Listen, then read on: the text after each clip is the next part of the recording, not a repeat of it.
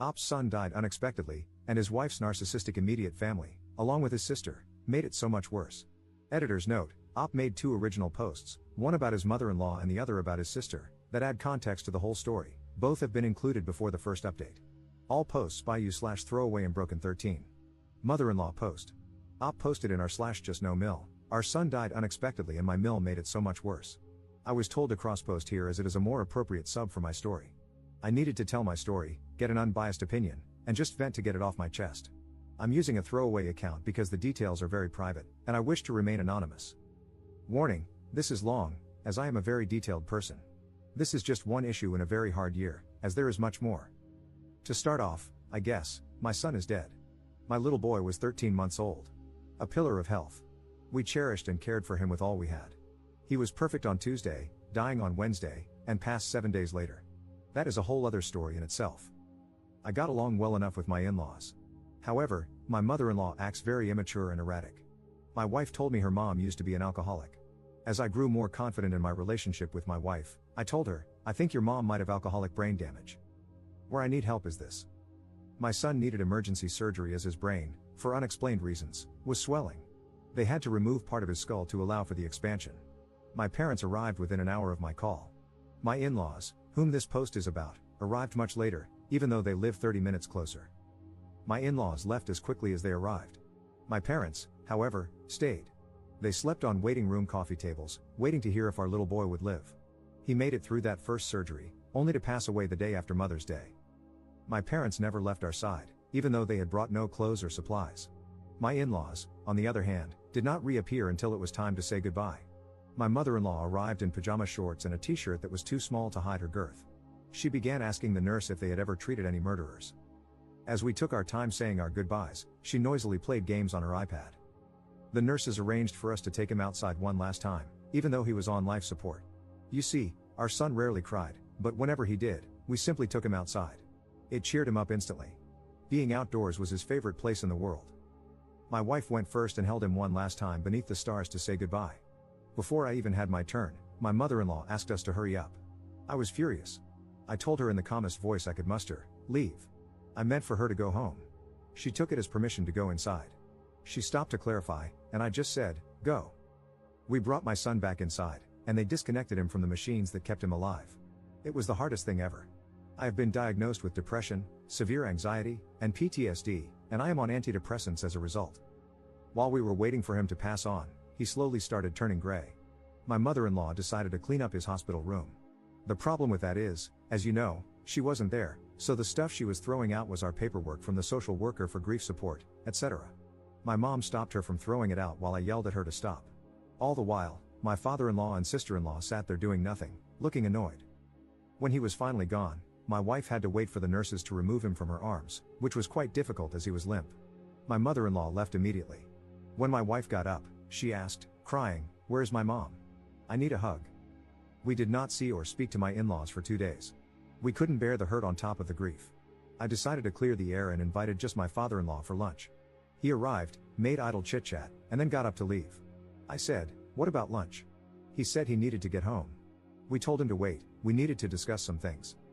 We described how hurt we were by my mother-in-law's behavior, and he said she just didn't cope well. We said we would do our best to understand, but while we were sorting out our feelings, please ask her not to disturb us. We also said that if she was struggling, she had the option not to come to our son's visitation, we would understand. His response was, "Well, I guess I'll go home and kill myself." I have no clue what he said to my mother-in-law. Next thing we know, she phones and says, "I hear you were upset with me. Too effing bad. I won't be at the visitation." Click. I was furious. I felt like I had just failed as a father, I was not going to fail as a husband. I immediately called her back and tore her a new one. Her response was, "I am not going to talk to you if you are going to use that language." I said, "F you. You don't get to swear at my grieving wife and then claim some kind of moral high ground." She hung up on me. She immediately phoned my wife, who had said and done nothing at this point. She called my wife a effing beach and hung up. Then she began calling us every 2 seconds. Then she started sending threatening texts, saying she would harm us. I called my father-in-law and told him to get things under control or I was calling the police. He begged me not to call the cops and took away her phone. The call stopped. We did not receive any support from my wife's family. They did not attend any events prior to the visitation. My father-in-law showed up late to my son's visitation wearing cargo shorts and an old golf shirt. A few days passed. I called my wife's aunt, whom I had gotten to know a little, as they were not a close family. I asked her for some perspective on my mother-in-law. She said they had a falling out over 20 years ago. Apparently, the aunt had cancelled a sleepover between my wife and her cousin because the cousin didn't want to go anymore. My mother-in-law told the aunt, "I hope you die." She then drove over to their home, knocked on the aunt's door, and told her again, face to face, "I hope you die." Apparently, my wife's family disappeared for 3 years. The extended family had no idea where they were. Then we spoke to my wife's grandmother. She told us that my mother-in-law was diagnosed as bipolar years ago and has a history of violent behavior, including repeatedly slamming the grandmother's arm in a car door. The grandmother reiterated that they lost track of my wife and in-law's whereabouts for 3 years. She feared that my mother-in-law would be violent toward my wife. My wife broke into tears, saying that her mother had beaten her repeatedly in her drunken stupors. Now we had a clearer picture: my mother-in-law is mentally ill. My father-in-law knew this and hid it from his children. He knew how unstable his wife was and still brought her to the hospital. He completely mismanaged the situation by keeping everyone in the dark. My wife asked him very respectfully for a break in communication, advised by her therapist, as she needed to heal, and her family was hurting more than helping. It's been a few months, and we finally heard from him again. I have copied and pasted his email below. I hope you are doing well. You are always in my thoughts. I'm writing this email because we really need your help with Mom. She has been in the psych ward in the hospital twice, once for 6 days and then for over 2 weeks. The root of this problem was her reaction to your son's passing and how her reaction to this was treated. As her therapist says, everybody reacts to death differently, and no two people grieve the same. I think it would be healthier if you two could get past this and start a healing process. At present, your mother is sliding back into a very depressed state, brought on by 2 things: the absence of your son and the absence of her eldest daughter. She said this to her therapist at her latest session. I'm sure Mom misses you and thinks of you often but is nervous to reach out to you, as you may not be ready for this. Mom's therapist is very concerned with her mental state, so I think a phone call or setting up a visit, just you, to see if you two can reconnect at some level, even if it's meeting at a coffee shop or at Mom's therapist's office, would be helpful. Whatever you are both comfortable with. It may or may not work, but I see this as a good, viable option compared to what's going on now. So, mull this over and please let me know if us getting together is a possibility. We would really like it to be. Love, Dad. In her response, my wife told him everything we had learned and pointed out how he had failed as a father, including this email, which was void of fatherly concern for her well-being. She did, however, offer to meet with her mother-in-law's therapist if it would help. His response was, "Sorry to have disappointed you. Have a nice life." I was furious at this email. Not only did he not care about my wife's mental state, but he also did not try to re-establish communication first before making an ask. My wife has decided she is done with her parents. I have supported her decision, as they have been toxic to both of our recoveries. Sister post same day. Op posted in r/justnofamily, completely done with my sister after my son died. Posted earlier today, I was directed to the sub. I cross-posted there if you're interested. I won't post again here, but I wanted to share about my sister. My sister is 4 years older than me. We were somewhat close since our parents only had the 2 of us. She always bossed me around, but by the time I was 12, I realized she was not a kind person. My sister had screwed me over for years. I would help her constantly, even to my own detriment, because, in my mind, that's what families do. But she would never help me when I needed her. The few times she agreed to help, she would pull out at the last minute. I could give you years of backstory, but I'll skip ahead to the final straws. 4 years ago, my wife and I were buying our first home. My brother-in-law owned a truck for his business. My sister offered it to help us move, as my brother-in-law was quite sickly, lung issues, and couldn't help with the actual lifting, etc. This was to be their contribution. 2 days before moving day, she called me to say she didn't want to put the wear and tear on the truck. I was stressed beyond belief and furious that she was pulling this crap on me again. However, I kept my cool. She swore up and down that they couldn't help, that my brother-in-law was too sick, and that his nurse would be coming on moving day. She offered to pay for a moving truck if I could manage to book one. Great. I booked the truck and called her back. She yelled at me and told me it needed to be booked under her card so she could write it off. Fine, whatever. She gave me the card number and then said, "Well?" I replied, "Well, what?" She asked, "Aren't you going to ask me to help you move?" In my head, I was going, WTF? She had spent months telling me they couldn't help, including in this very conversation. I replied, "No." She lost it again and accused me of just using her for her money. At that point, I had enough and said, "You know what? If you think that little of me, the truck is already booked under my credit card. I'm good." I hung up and didn't speak to her for 2 years. What brought me back into the fold was that my brother-in-law was dying. I decided that, As crappy as she was, everyone deserves family. I reached out and asked if she needed anything. She asked me to visit her husband in the hospital, so I did. I visited him once a week until he was transferred further away, and then I started calling him. He died waiting for a lung transplant. My mom phoned me with the news. I said I'd be at my sister's place right away. My mom said, "You might not be welcome there." I said it didn't matter. Family is family. If she threw me out, so be it. I had to try to be there for her and her kids. We never reconciled. We just pretended nothing was wrong. I rejoined family events in an effort to give them a sense of family. My son was born about 6 months later. It became harder to be there for her as I struggled to find my footing as a new dad with a stressful new job. But I made sure I was there for the hard days. My sister made little effort to be in my son's life. I was confused because she had been so excited for his birth, seeing him as a source of light in her life. Yet, she would take regular trips to my town, get drunk at the bar literally around the corner from my house, and not even pop in. I found out she had started sleeping around. I'm no slut shamer, and with brother-in-law being sick for so long, I'm sure she needed it, so I encouraged her at first. Then she slept with my mom's boss. It started to get out of hand. My nephew quit hockey because he was getting bullied in the locker room. We were all stunned. He loved hockey and was so personable. We later found out my sister had slept with one of the hockey dads, a married one. Next, we found out she had a falling out with her best friend. She would only tell us that her friend was a beach. We later learned from the best friend that they had fought over my sister's new boyfriend. She didn't like him. He was a substance dealer. We have family in law enforcement, so we had him looked up. Sure enough, he had been charged as recently as 2016 but got off on a technicality. He also had a suspended license but was driving her car around with her kids in it. Things were very tense between the family and her. Then my son died. She made an effort while he was in the hospital, but once he was gone, so was she. She blew off his celebration of life with no explanation or contact.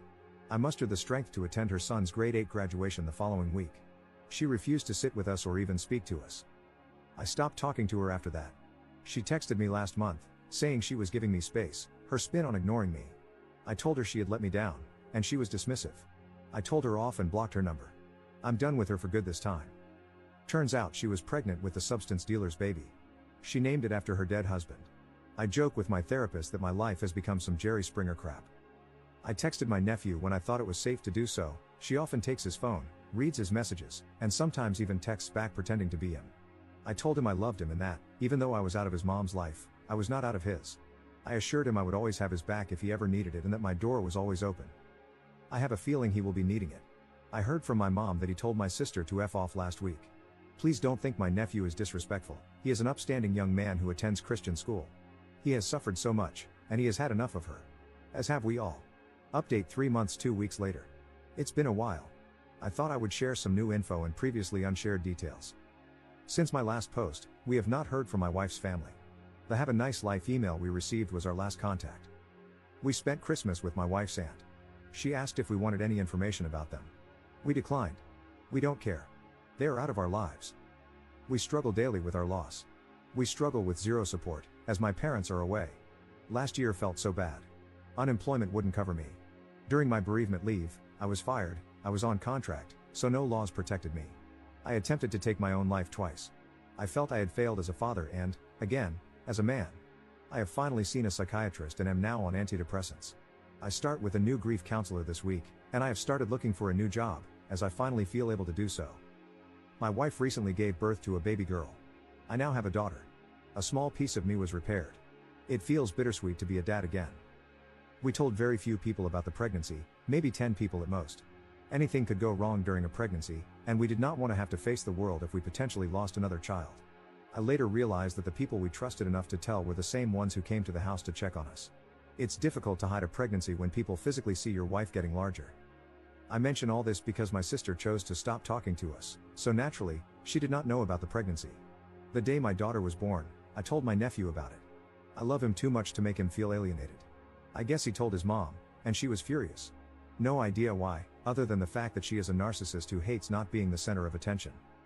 She called and berated my parents. Meanwhile, her substance dealer boyfriend texted me, telling me how crappy my parents and I are. I responded by texting, "My son is dead. My daughter was just born. Is this the man you want to be today?" He called me a retard. I told him to stay classy and blocked his number. I should mention that my sister and her substance dealer boyfriend also had a baby last year. They didn't tell me about it. I'm confused by the double standard. My sister spent the first week of my daughter's life phoning everyone we knew, those she was still in good standing with, demanding to know if they had known about the pregnancy. Of course, since we had kept it a secret, they all said they didn't know. That was the last I heard from her, though I doubt she'll stay quiet. My sister-in-law, whom I have yet to talk about, unblocked us on social media. I can only assume this was to try to glimpse pictures of our daughter. She also sent us a baby gift with no return address. I believe she did so to force us to open it before seeing who it was from.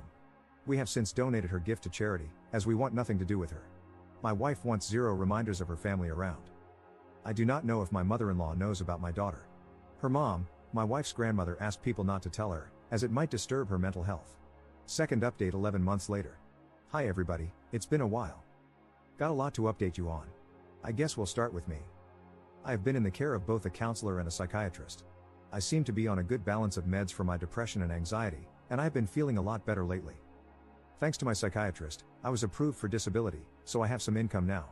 Because of this, we decided that my wife should return to work while I stay home to watch our daughter. I have been a stay-at-home dad since September, and it's been going well. My daughter is now older than my son was when he died. We continue to have zero contact with my mother-in-law and my wife's entire immediate family. However, my wife's aunt has been very supportive. I've become a lot more insightful about the toxic nature of my wife's family relationships, thanks to all of you. My wife attended grief counseling for our son, and today, she started counseling to deal with her family issues. She came home pretty happy, which was encouraging to see. Now we get into the real drama, my sister. My sister definitely has NPD, and coming to terms with that has helped me immensely. I realize now that my sister is incapable of loving me the way I deserve. She is still with the substance dealer, and they are now engaged.